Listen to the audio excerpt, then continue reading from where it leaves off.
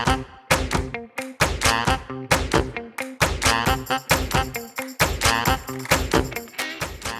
you ever wondered what goes on behind the table at a dance competition? Exactly what are the judges looking for anyway? This is Making the Impact, a dance competition podcast. Each week, we'll cover a different topic related to the world of competitive dance from the perspective of the judges behind the table.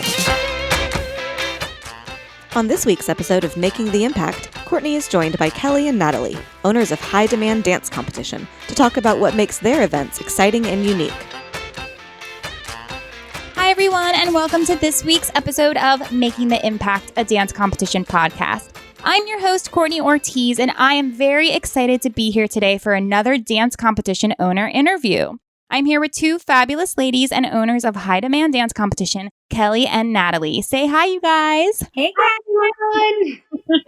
Yes, I'm so excited to chat with these ladies and learn about their business and competition that they've started and created. I can't wait to learn why they started a competition and a little bit more about how their competition runs and all the ins and outs. So very excited about today's interview episode. I quickly wanted to just say thank you to all of our listeners for tuning in and subscribing to our podcast. If you've been enjoying it so far, please head over to Apple Podcasts and leave us a fabulous review. We would love to hear your thoughts. Also, don't forget to send me over your questions for our monthly Q&A with Courtney episodes. I love getting all the questions in from all of the dance parents, teachers, studio owners, and I want to see even more come through because we have a lot of questions to answer and a lot of monthly episodes coming your way. So you can submit those questions directly on our website, or you can head over to our show notes after the episode is over, and you can click the link there where you can submit your question through text or audio. And you have the option to remain completely anonymous when you send your questions in. So please feel free to send them over and I will answer them live on the air.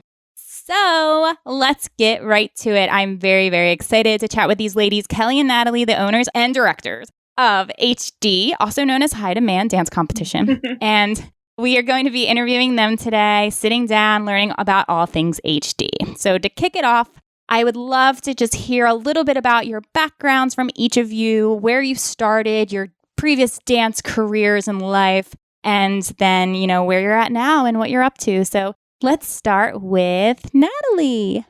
Hi, everyone. We're super excited to be here. So again, like Courtney said, my name's Natalie Layton, born and raised in New Jersey. I have been dancing since, I started walking. My mom put me in class at 2 years old and I never stopped. I joined a professional dance company. It was a traveling company in high school after leaving the dance competition world where I originally started. And I was doing both for a while, left the competition world. I was traveling with the company. And then after high school, I went on to college where I didn't necessarily major in dance, but it's where Kelli and I started our friendship and love for dance at Wagner College in Staten Island.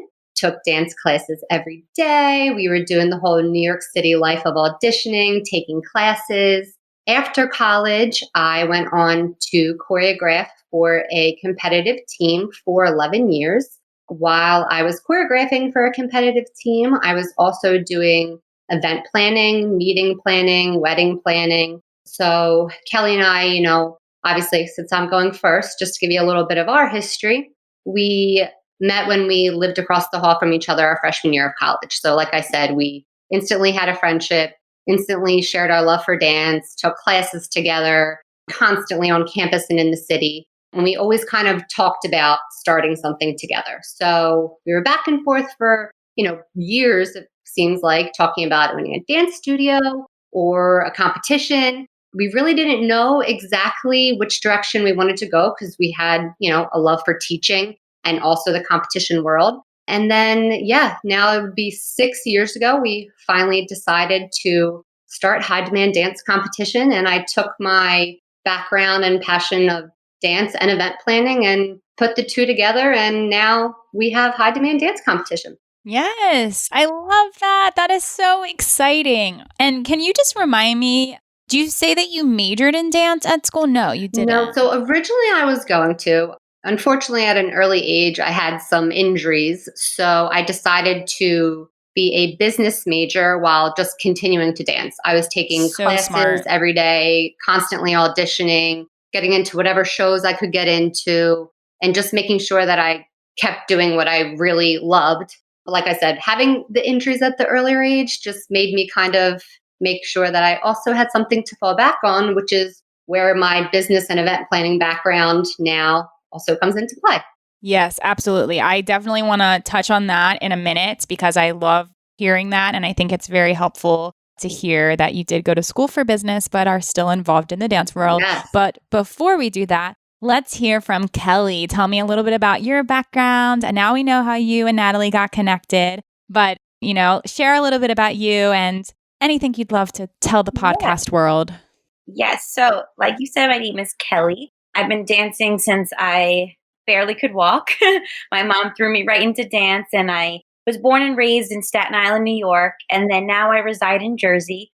And for me, my love for dance started at a really young age. I wasn't the best when I was younger. I was that kid that kind of like looked around on the stage, was just in awe of being on stage. And then as I got older, I just knew that my passion, my love, everything that dance was exactly how my whole life is exactly what dance was for me. Just this love, this passion, and just being part of something greater. And I always felt like I was one with dance, and I loved being part of my dance studio that I was there since I was a baby. I grew with them. I went to Wagner. And even though I went to Wagner, before I was in fourth grade and I auditioned at a very young age, and I got the leading role as Baby June. So my stage, I was actually on Wagner stage before I even went to Wagner.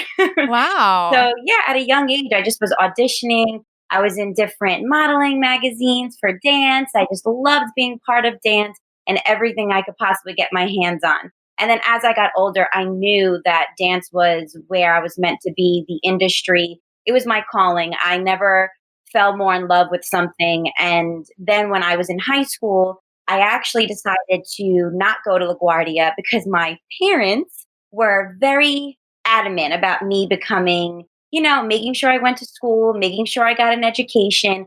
And they just couldn't see past me going to LaGuardia and just taking on that role of dance just yet and really diving in fully just yet. So I went to high school. I absolutely loved my high school. I think it really developed me and gave me a chance to, academically get to where I needed to be for college. And I didn't think I was going to go to college, but I'm so happy I did because I met Natalie. And I Yes. also met my husband, which now we have a beautiful baby and we're due with our next. Oh my gosh, And yes. it really was, Congrats. at first, I couldn't see past me not auditioning and becoming a professional dancer right away. Right. But now that I look back on it, it was amazing because I majored in arts administration, which is basically like the business side of theater.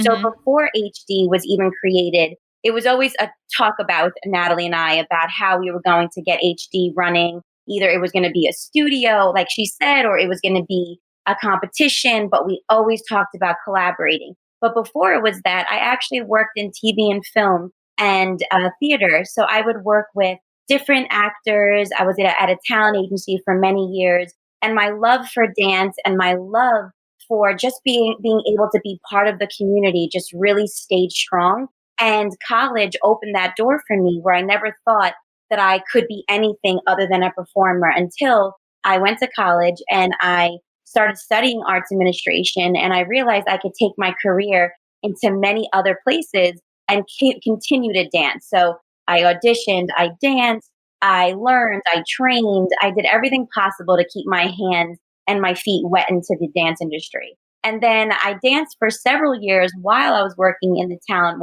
agency world. I was a New Jersey Devils dancer for about 5 years and also New Jersey Ironmen dancer. So yeah, so I really had a chance to get out into the crowd, dance. I danced for like 4 hours straight back in the day, like constantly for the hockey game. And you never thought I couldn't even envision myself being that. But then when I was doing it, it was the coolest experience because you were just right with the crowd, that performance quality, that value, and being able to be, just doing your thing and having people and your fans right at your fingertips was super cool. And I enjoyed every second of it. So, yeah, so now I'm a mommy and I'm a business owner, and I still continue to teach dance. I also taught dance basically since I was a teenager. I helped the teachers out when I was younger, and then I worked for a competitive dance studio where I taught for the competitive dance team.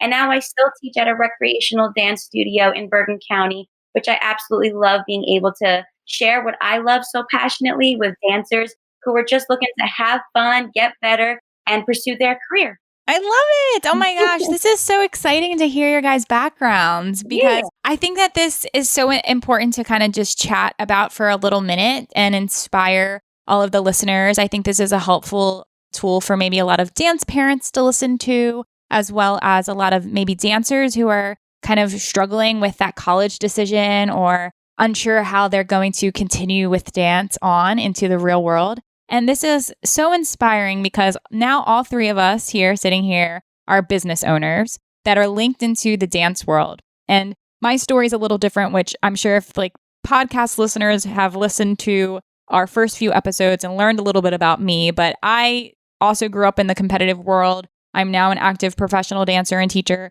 but I didn't go to college. And I did, but I didn't finish college. And I wish back when I was 18 that I was as smart as you two and knew to go to school for something other than dance, but still danced on the side. And you guys were very fortunate because you were at college in New York City practically. So, you had access to Broadway Dance Center and steps and pair dance and, the program at your school as well that you were also taking classes or, all of that is right at your fingertips. And not a lot of dancers have that luxury, depending on what college they go to around the country. But I wish that if I could go back in time 10 years ago and change my college choice, I would have gone to school for business. I think I never predicted in a million years that I would now be a business owner. And of course, you got to just jump right in and just, go for it and figure it out, which is exactly what I did. And I'm still figuring it out. We all are always learning and growing as business owners.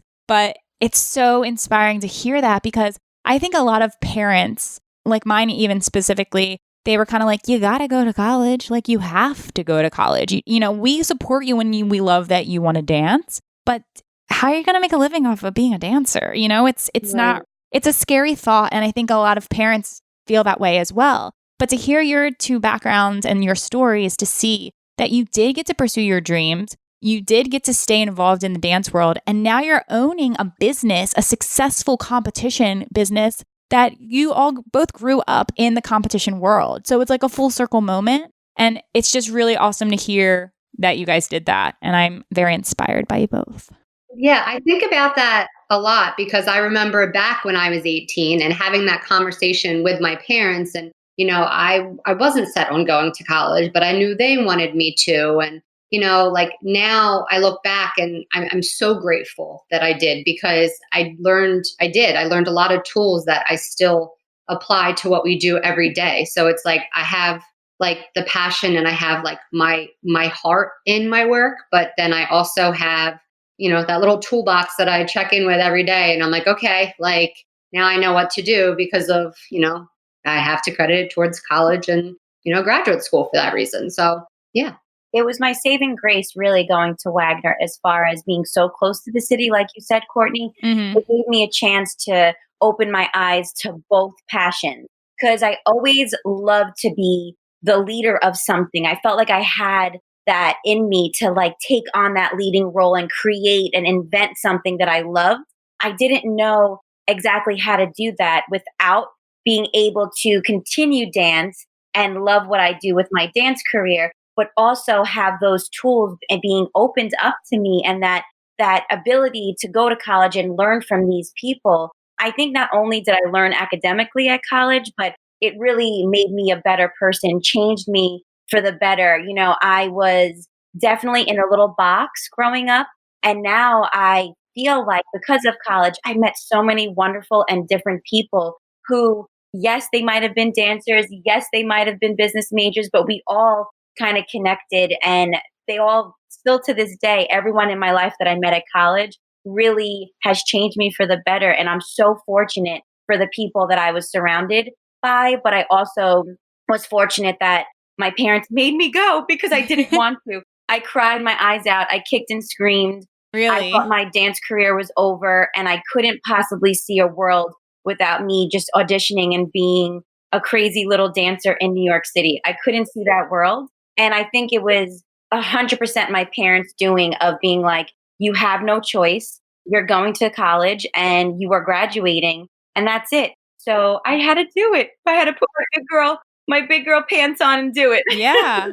Yeah. And I think that it's very, very inspiring to hear that you look back and you're like, thank you, parents. Thank you for Yeah. making me go to school. And I think that a lot of, especially like dancers and dance parents, struggle with the idea of, do you have to major in dance to be Right. able to continue to pursue dance? And you don't. I would, and we're on the college talk for a split second, but like you can be a professional dancer without having a dance degree. Absolutely. You can be a business owner without having a business degree. I'm a perfect example. And I think that college is also another way for dancers to kind of navigate to how they can incorporate dance into another career choice, like arts administration that you were doing, Kelli, that, you got to work with TV and film. Like that's a whole nother element. Casting agencies, that's a whole nother side of the biz. There's like social media marketing now. That's like a major in colleges that you can work for a dance competition and be their social media coordinator. It's like Yes. become a videographer for dance convention. There's so many outlets now that I think a lot of kids get stuck in well, do I go to school for dance? And it's like, you can still love dance and make that your passion in so many other ways in this industry. So Absolutely. I think it's really 100%, awesome. Courtney, I completely agree. Yeah, it's really inspiring to see you guys have been able to team up and make this dynamic duo a fantastic competition that you guys are running so successfully, and you're going into your 6th season. Is that correct? Yes. Yes. Yes, that's so awesome. I love it. Thank you. We talked about college for a little minute, and we did hear about how you guys met, which was at college, which is another awesome reason that you guys went. Very grateful that you guys went and met each other. So I'm curious to kind of hear, why did you go the competition route? I know you were kind of talking about, maybe a studio or maybe a this or maybe a that or maybe a competition. What kind of really confirmed that, yes, let's make this competition happen? I think the flexibility of being able to not have to be at the same home base to get it started was one of the things that really stood out to Natalie and I, because we lived about 2 hours away from each other. Oh, wow. So for us, it was more of like, how can we create something and be able to give 100% without having one of us move? Because essentially, if you're going to open up a studio, you have to live primarily close to the studio. Right. So instead of us finding a middle location for us, we were like, you know what? We've always dreamed of having something that we could be all in and something that was able to be at our fingertips. And with the dance competition, what's great is that, yes, we travel to the locations to be together for many times. We have different events and different things that we do together. But for the most part, we were able to start HD separately and have our meetings together, do our video chats, do our, check-ins, but it gave us the ability to have more flexibility. And also, one thing I think stands out to us is that we are very family oriented and we absolutely cherish being able to make family events, be with our family, stay close to our family. So we weren't in my opinion, I wasn't ready to uproot my life and just move somewhere. And Natalie wasn't ready to do that. And I think it was such a happy medium. And all the things that we thought of our studio really came into play when we were constructing HD at the same time, thinking of which way we would go. Because a lot of the factors of HD are very performance based, and we'll definitely talk into that later, I'm sure. But a lot of HD is about performance quality, is about giving that environment. So if we had a studio, it probably would be the same feel, lighting, and conceptual feeling throughout the entire studio, our studio. So for us, I think it was more of that flexibility and location. I know for me, that's one thing that always stayed true in my life, about having that flexibility to be able to be 100% all in, but not have to move and do all of that. Yeah. Yeah. And just to go like a little bit deeper into that. So that was like, obviously like how the conversation first started when we really decided to go the competition route versus the studio. I know like for me, when I always think back to like, why did we start a dance competition?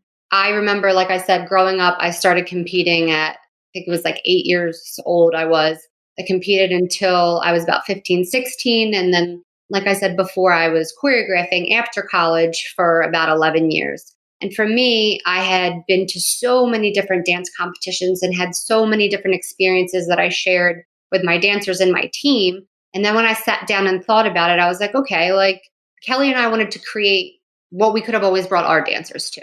That's really like when I tell our customers and clients that, like, I really stand behind it, because we essentially built the competition that I wish I could have brought my dancers to when I was on their side from Mhm. start to finish. So that was just something, where the groundwork started for us, and that we made sure that we carried through, so that still every time I walk into one of our events, I walk into our theater, backstage, the merchandise area in the lobby, I go, okay, yep, we did it. Yeah, Yeah, we absolutely. always think about how we would feel if we were a studio attending our event. And we always say we take the positives of what we absolutely loved from our experiences. And we also take some of the negative that we had in our experiences being competitive dancers. So yeah, we really we put our heads together and we were like, okay, let's figure out a way to put our vision across and just hold true to what makes us special, and and essentially what would hopefully make HD special and come across to our customers. Yeah. So, about HD being special, can you share some of the special qualities that HD has at your event? I know that something that kind of intrigues me and captivates me is your morning warm up session that you offer to the dancers. I think that is so cool. I don't think anyone else does that. And I mean, how genius to offer for everybody to just let's get warmed up together and be safe and not just jump into our solo at 7 a.m. or whatever time it's at. Well, thank you so much for recognizing that, Courtney, because that's exactly Yeah. what we're going for. But no, like I said, it really is about the experience from the second you walk into a high demand dance competition event. So for us, I think it's important to give our dancers that opportunity. It's our way of supporting their teachers and choreographers to make sure that they felt the floor, that they warmed up properly. I mean, that's how a professional would start before a performance, before an audition. Yeah. So it's our way of encouraging the dancers and also supporting, like I said, their teachers and choreographers. Start the competition day like a professional would. Come onto the stage, feel the floor, warm up properly, make sure you're not going to get injured. I can say that it happens when you least expect it. Just making sure that you're ready to go for that solo first thing in the morning. And then obviously, like I said, so we start the day with our stretch class. We also do our improv competitions at every regional event. So again, for us, that's our way of saying, like, listen, if you want to go out into the real world, like this is what you're going to be up against. Yeah. Sometimes people are going to, I know Kelli has a great story of one of her first professional auditions when, when you walk in a room and somebody just puts on music, you need to be able to move without just doing the tricks, without leaping, without giving the judges an extension. Like, that movement quality is extremely important. So improv is another thing about HD that makes us a little bit more unique. We also do our dance offs at every regional event. So like we like to say, it's the excitement of a nationals, but at every regional level. Like, why wait to nationals to have that grand finale at the event?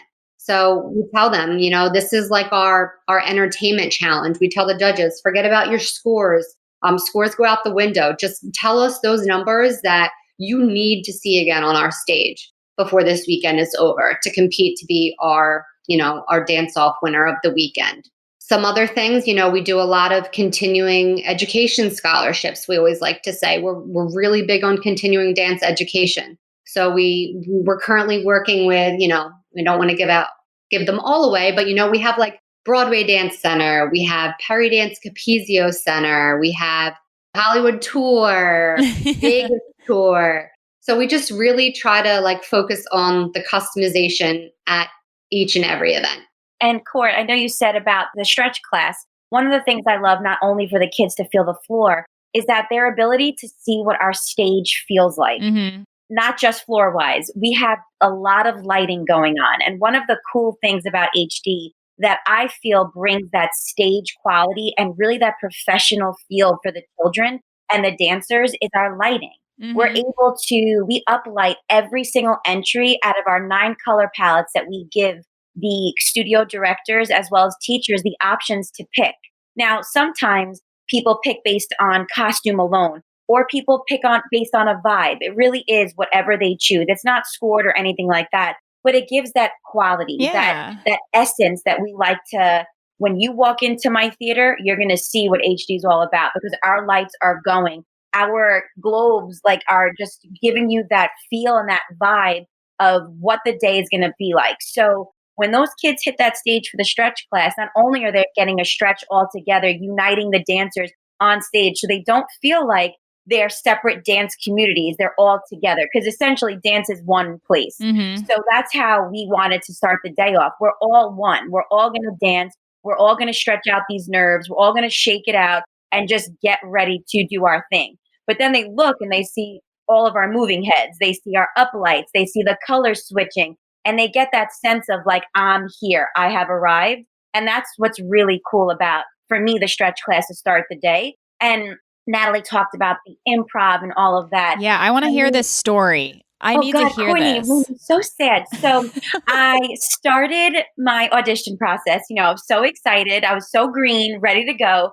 And I was always the dancer. You give me what you want and I'll give it to you. You Yes. tell me however you want me to stand, whatever you want me to do, I will do. But you have to give me the counts and the choreography. Right. I'm not going to do it on my own. That's how I was taught. Now, back in the day, most of us were taught like that. We never had improv. It was there, but it was not a tool that was used Right. during classroom and things like that. So I went on my audition. I was young and I walked in and I'm like, I'm totally going to get kept. I am perfect for this. I'm going to get kept. Well, he starts off at, it was 7 a.m. I waited on the cattle call line. I was ready to go. I get in, I have my number. You're going to improv for 8 counts of 8. And then you're going to walk across the theater. And I looked around. I'm like, this is a joke, right? You're not going to make me improv this long. What's happening? You're going to give me choreography. Like my mind Yeah. was completely blank when he was speaking. I was devastated. So I started to improv and I just kept looking around, watching these people lose themselves in music and be able to just let go of all of that intensity in their minds that hold them back from really exploring their own talents. So I kept looking around being like, wow, I am the worst one here. And I can't believe that. My whole life, I worked so hard for this very moment and I am failing. So I walked across the stage. I got cut. I went home and I remember this so clearly. I put on music in my room and we all would dance around. I would jump around when I was younger, dance around, do my Yes, thing. we But that all did time I that. danced in my room was so different from when I got home. I was crying, I was dancing, and I actually had a moment of like, oh, wow, this is the other side of dance that I have to explore. Yeah. And from that moment on, improv and being able to show you what I can do is my favorite like part of dance and moment that I take with me everywhere I go. And I feel like improv for us, yes, it's awesome when those kids hit the stage and they dance and they're having fun. But those moments that you catch a child letting go of their fear, letting go of anything that holds them back from being able to dance by themselves, it's so cool to watch. And I cry. I'm a big crier. So I cry when these kids are on stage. I see them using their stage like I have never seen before. When I Yeah. was younger, I didn't really necessarily think to use a trussing when I was dancing if there was an uplight in it to showcase what I'm trying to portray to the judges. I didn't Mhm. even think like that. I thought, am I on the right spot? Am I in my window? Right. So it's kind of cool when you see them use the uplights. I'm like, please don't step on them and please don't knock down over the truss.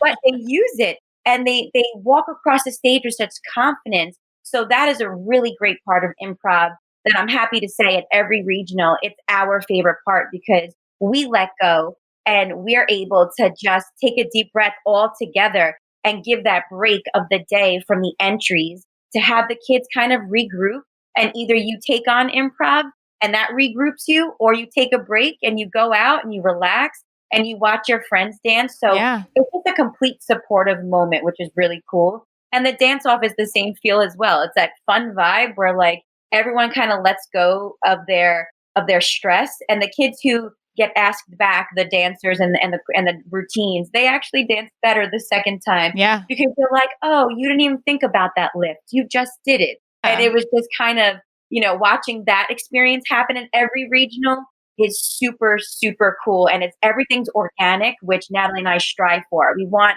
that organic feel when you come to HD. We want to give you that vibe of this is who we are, this is what we do. I hope you're on board, because when you come on board, you just have fun and you just let go. And that's the whole part of HD that I love, just letting go and being yourself, for sure.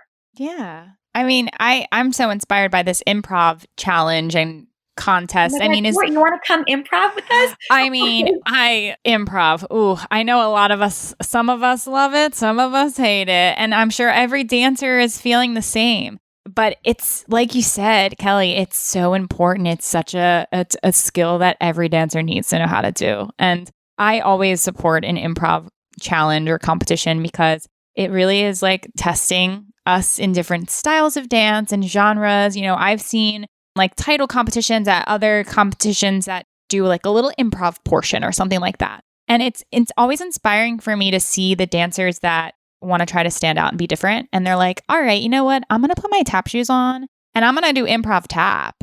And in a way, it's just kind of like the judges remember like, oh, that's that one tapper, out of everyone else who's probably doing aerials and backflips and extensions and contemporary dance. It's refreshing to see something different. And I think that in general is a nice skill to remember for all of the improvers out there who do participate in HD's portion of the improv contest or at any other competition, that as judges, we don't want to just see the same thing over and over again from all of the contestants. Like that is your chance to shine and be unique in your improv. You know you best, and you're showing us. I went to an audition actually last year, and we improved. That was the audition, and the choreographer said, "Show me your business card." That's how she kind of described it. Show me who you are. This is you. This is your business card. In 30 seconds, go. And that's really what improv is. So you have a few tricks up your sleeve that are like your go-to, but something that like for me personally as a judge, when I'm watching improv, I'm looking for someone that will connect to the music. You don't have to know the song at all. You might have never heard the song ever. But if it's the same song that the dancer is dancing to, like that's going before you, you're listening to the musicality of it. You're feeling the rhythm. You're feeling the groove. You're finding those accents to hit. That's always a smart improv dancer to me than someone that just runs around and does tricks the whole time. There's, Absolutely. And changing your style and vibe based on what the song is. So like you can still do contemporary if that's your forte to a jazz song, but still finding like the dynamics that make it special, and this is all what's so cool about improv. I mean, I feel like improv just needs to be like a class in itself at studios if they're not doing that, because when we actually had one of our workshops, we did a workshop for a couple of years, and one of our teachers, he's very big on improv, and Natalie can test for him. He's one of those people, when he was younger, she taught him for a little bit. When he was younger, she would put on music and choreograph a whole thing with him, and then he would hit the stage and he would improv. Yeah. So it's one of those things where it's so important, because his classes were all of our dancers' favorite. They would come up to us and say, he's so amazing because he focused on body movement. And we really like stick to that when we had that class workshop, because it was so cool. And watching the kids go on the floor and act like a noodle or do something where it was just different and unique for their bodies. It's eye-opening to see what you're able to do and what you need to work on. Yeah. And another thing that's cool is like, so for our improv competition, obviously, say, for instance, we had 50 dancers registered, we would do rounds. So like usually there's no more than like 15 on the stage at a time. But what's really cool is like we could have on like, some like hip hop song that everyone's used to hearing on the radio. Everybody knows it.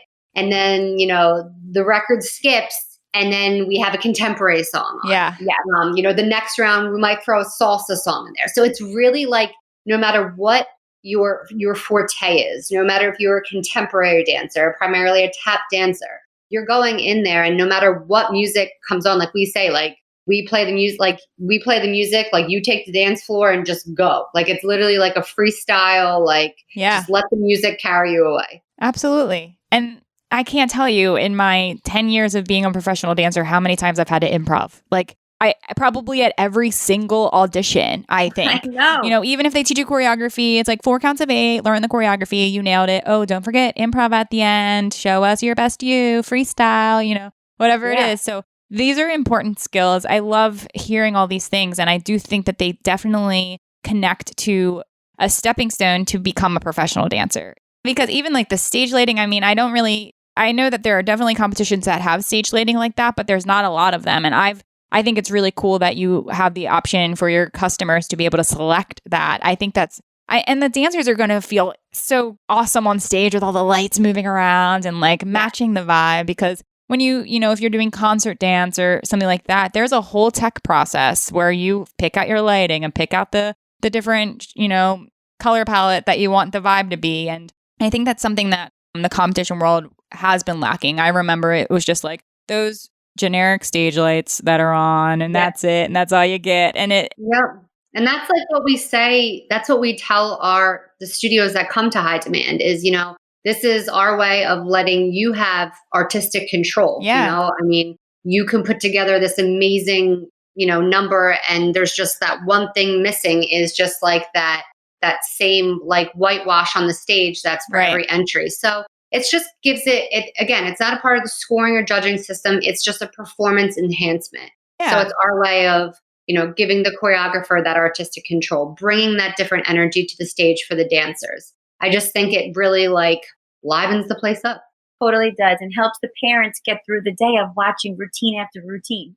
So I'm so grateful to be able to work with you guys because HD is an IDA affiliated competition. So we do supply IDA judges to their events, which is really exciting. And this is our second year working together, and it's been absolutely fabulous. I'm so glad we teamed up, and I love working with you two ladies. So you guys have a bunch of dates coming up for the 2020 season in primarily the East Coast. Yeah, I know you guys are based out of New Jersey, like we mentioned. So you have some New Jersey dates, you have some New England dates, you have some trickling down into like the DMV area. Is that true?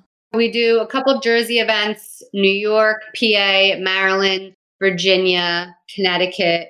Yeah, so we have 10 regionals this season. Awesome. And then obviously our nationals. Yeah, we always like to say, you know, I guess we're a little bit more like a boutique competition. You know, we don't have like the 50 cities out there, but for us, that's just because we want to make sure that we're always there. So yeah, so we'll have 10 regionals for our 2020 season. Awesome. And Court, I do want to piggyback to us working with you. It was such an amazing experience last year. We really, every judge that you sent our way, we couldn't have loved any more than what we did. They totally took to what we are doing and our vibe. We all connected. And this season, it was a no-brainer for us to say, you know what?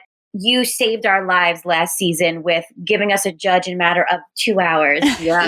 We had a situation happen. I don't know how that happened still. I mean, we made it work. Like but you did.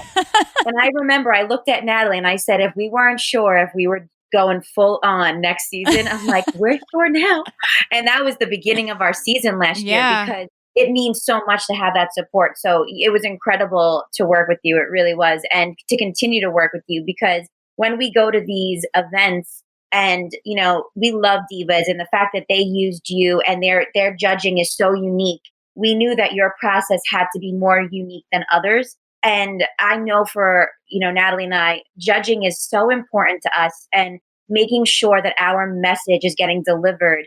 We know your process is super unique, and we know that what we want our customers to receive is so important. And I feel like through you and through what we've gotten from your judges, it is important to them that they deliver their message correctly, that they inspire dancers, and that they're able to not only give them the tools that will make them get to the next level, but also give them that inspiring moment so they're not feeling deflated. That's our biggest thing. Like Natalie and I want everyone to learn from their judges' critique. Mm-hmm. And it's so important to hear that negative, but also to hear that positive and mash it up together so it delivers that message And it's a good message and it's a healthy message and it makes you want to get out there and do better next time or change it up or do something that connects whatever was missing for that first time they saw it. But for the most part, I have to say,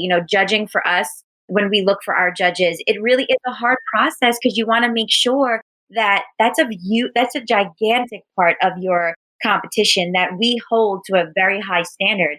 And working with you has relieved that pressure for Natalie and I finding that perfect fit because we're able to actually navigate through the plethora of options that you give us. And we do find a great fit and we loved everyone. So kudos to you, Court, Oh, because you created thanks. something wonderful that's missing in the industry. Yeah, that was the goal for sure. My goal is to help Yeah. you as a competition director and owner to relieve that stress. Like you said, like that really was the goal. It's so true because like we always say, like HD is our baby. You know what I mean? So we work so hard at it, 365 literally days a year. And if we walk into an event, it's kind of like we have to like release control and go, okay, Yeah. it's kind of up to you guys now. Right. So it's our judges are extremely important because they are the ones driving the event. So Yeah. Yeah. And like Natalie said, the reason why we have more of a boutique feel is primarily that because we're able to still be there and have our vision come across regardless if we give the control to other parties at the event. We're able to really be there and see how our event's going. And for us, a family vibe is what we love. Like, I want everyone who comes to HD to walk away with something more than just an award. I want them to feel that energy. I want them to make new friends, support each other. Our staff is so fun and so vivacious and continues to support everyone throughout the event. So that's really important to us that yes, dance is competitive and yes, you will win or you will lose, but there's so much more that makes dance. And I've learned that you don't have to be the best. You have to love it and you have to pursue it with a passion. And that passion has to be coddled. And that's why HD is created. We want to coddle your passion and get you to that next level so you can pursue it professionally, or you just look back and say, wow, my competitive years were amazing. I had so much fun. And that's why we are doing what we're doing, because I still get a chance to connect with those dancers every year and see them grow for our return customers and be able to have a hand in that process is super cool without being their studio director and being able to be on the other side. It's a wonderful thing. And we're just really lucky that we're able to do it. It's hard work, but you love it. So that's why we do it. Thanks for tuning in to this week's episode. To learn more about High Demand Dance Competition and to check out their upcoming 2020 tour dates, head to their website now at hddancecompetition.com. Do you have a question you've been dying to ask a judge? Now's your chance to send us your questions. We might answer them on the show and give you a shout out. Submit your questions to us on our website at www.impactdanceadjudicators.com/podcast. Competition season is right around the corner. And if you want your dance critiques before you hit the stage this season, check out IDA's online judges critiques. Submit your video on our website now and receive personalized feedback straight from an IDA judge. You even have the option to request for additional feedback, where your judge will go into even more detailed post-critique to help take your dance to the next level. Critiques start at only $30, and we are happy to offer all podcast listeners a special promo. Use the code PODCAST10 in all caps at checkout to receive 10% off your very first online critique.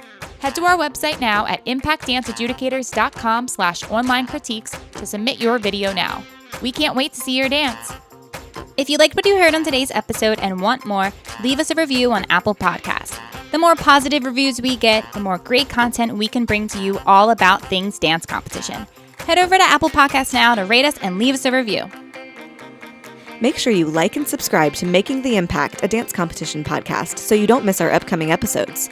Coming up the next few weeks, we've got costumes, tap, and the January edition of Q&A with Courtney. Be sure to subscribe on Apple Podcasts, Google Podcasts, and Spotify, and tune in every Monday for new episodes. We're so glad you joined us for this episode of the Making the Impact, a dance competition podcast. Thanks for tuning in.